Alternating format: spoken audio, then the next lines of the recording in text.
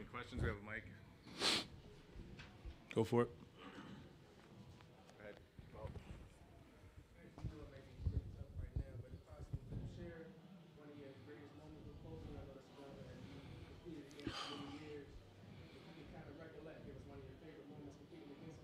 That's impossible.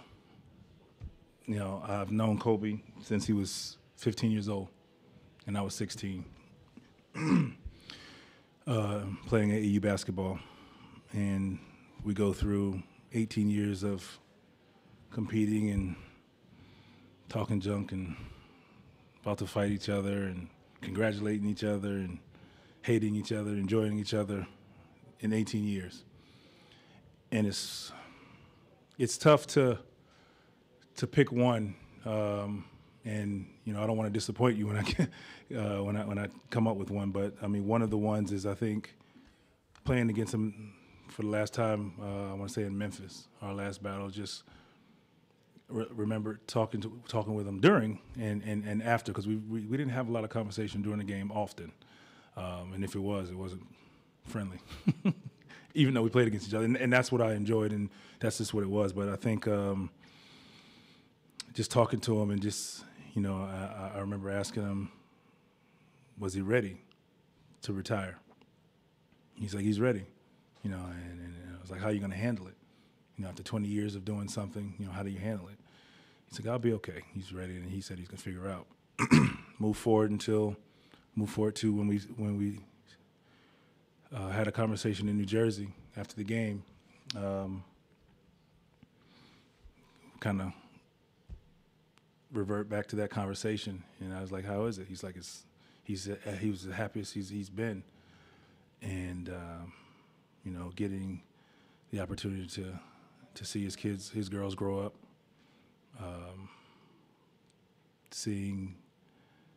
helping his daughter figure out the game and understanding how he understood it. And you can see that in her game at a young age. And the next thing we talked about was, he asked me if I was ready. And it was if I was ready to handle it. And I was just, I'm back and forth with it all the time. And he's like, you'll enjoy it. It's peaceful. And he said that's when he said he was at his happiest. And he said, we'll connect soon and we'll talk about it and how the steps that he went through to be at his happiest and comfortable with retiring, obviously. And the last thing we talked about is that we were going to continue to do whatever it took to the best of our abilities to take care of our daughters in whatever they want to do and support them because of the stage and the icon that he is. He's able to put all that aside to give her the attention, or them, all of his daughters, but Gigi in particular, the attention she needed to become the basketball player that she wanted to become. So, it was crushing to me, and I know Trey will come up and he has his stories, and everybody kind of has their stories, but 26 years of knowing that guy, and to find out in our team meeting, and it just blurted it out. I was like, our meeting's done. I was like, am I reading what I'm reading? And you go through the 20 years of Kobe's career, and you think of how many people in the world hated Kobe because of how great he was. And you get to that last game when he scored 60-something points, and everybody was like, I love Kobe Bryant, just because. I mean, it's amazing what he did, his final game. And I think the world grew to love him even more after retirement because of the love he started to show different people. I'm talking about kids in college, Trey, obviously his last tweet to LeBron, just his interactions, and you can see a man who was such a fierce competitor at peace when he was sitting there, when he sits there courtside now, because it's not the Mamba competing against whoever. It's dad teaching his daughter how to the ins and outs of the game and how he sees it and how she can learn to break the game down. That's what I saw, and I think that's what a lot of people can see, and I think that's where it catches the basketball world off guard more than anything, because we all saw it. And for those of us who played against him, who knew him, I think that's what kind of is gut-wrenching more than anything, because of his happiness, because of that conversation I had with him telling me, he's like, I'm at peace, I'm happy, I'm at my happiest. All these championships he's won, MVPs, 81, he was at his happiest in retirement.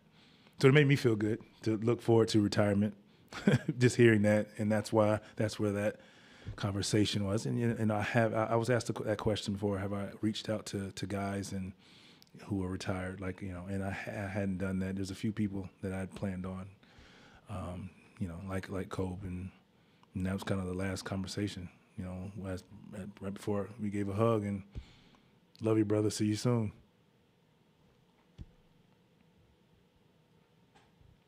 Well, Vince, it's kind of a two-part question. You touched on a lot of it already from the humanitarian side, looking at that evolution over the last 26 years.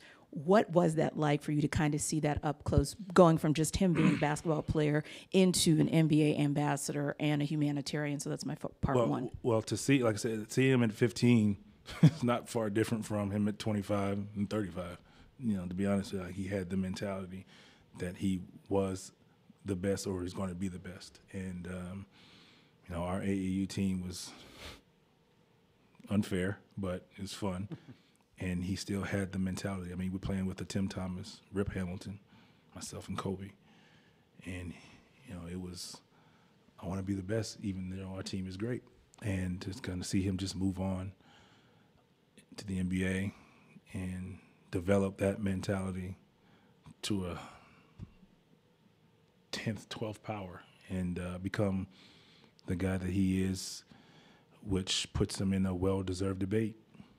And we've not really seen in this generation someone who goes just not, beyond the U.S., but a world presence, if you will. So I don't know if you had a chance to talk to the guys a lot, but can you share anything with us with what you were able to say to your team about the loss of someone who, like I said, transcends just the game of basketball? Honestly, it was just maybe something a conversation that I may have later on. I couldn't before the game. So, but I think it's well documented what he's done for the stars of stars today. I mean, it's well documented. Obviously, hearing LeBron's interview after his historic moment, what he's done for players of all magnitudes, of all levels. I mean, you can see, the lives that he's touched to current college players. So I think it just speaks volumes and speaks for itself, like who he is and where he was as a person in his retired stage. I think it was just, his heart was just pouring out for everybody, and he was just willing to help anyone. And you see him as a competitor when he didn't really talk to many people. And then you see him afterwards, he was more than approachable, more than willing to help you, the player, maybe not become the Mamba that he is, but the best player that you can be, and just give you the groundwork for it. So, and that was kind of my thing for him. I mean, here's a guy who's been 4 years, going on 5 years. Almost, it's his 5 years now away from the game into retirement, and it's new ground for me. So who better than to ask a guy who's done it for 20 years? And that was kind of the plan. So it's just mind-boggling. Vince, up here on the left front row, like you said, you had a pretty unique relationship with him, both incredibly fierce, but also strong mutual respect there. Yes. I mean, how unique is that among the relationships you had with players, and even going back to when he was 15, what struck you about him when you guys first stepped on the court? His drive, point blank, his drive to be the best was just, you could see it. And I mean, you remember we had starting one of our tournaments. He gets in late and he's playing, and it's like he was already there. It's like he demanded the attention. He wanted to be the best. So, I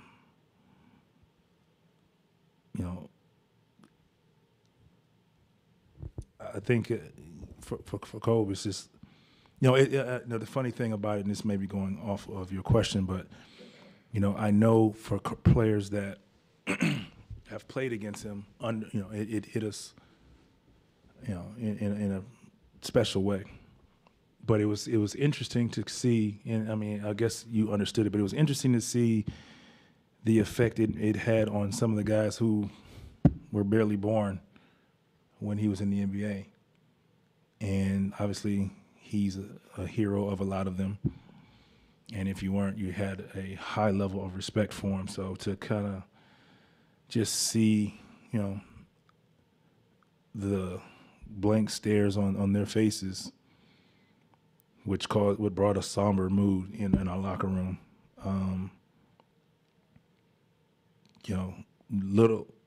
Very little was talked about game plan in basketball because it was bigger than basketball, and it was interesting for me. On the relationship thing, was there a time where you went from I hate this guy to I love this guy to I hate this guy again? What was it? I mean, it was all through our career. I mean, I played in 8 All-Star games, so I think it's kind of, we let our hair down there. It's like, hey, ha, ha, ha. You can see, I mean, there's some, every now and then I come across a couple of pictures where you see us talking and smiling to each other, and then there's a couple of pictures where you see, like, we're, like, right here, finger pointing and or whatever. So, it's all in, all how the game is played and the love of the game. And at that time, that's just how the game was played. It was a fun time. I mean, you had to bring it. One thing you knew about that, he wanted the challenge of the best player, and he wanted to outduel you. And if you weren't prepared for it, you would get embarrassed. So, and as we tended to get older, near the end of our career, his last couple of years, our conversations tended to change, a little more friendly, especially his last year. Extremely friendly, fun, and it's still like laughing and joking, but I'm still trying to bust your ass. His last words to me. Vince, how tough was it to go out there and play the game? For me personally, it wasn't easy. Like I said, it's just, I understand our jobs, and what has to be done. But like I said, this is a friend of 20 plus years, and to talk to him and hearing and seeing, but hearing his happiness is,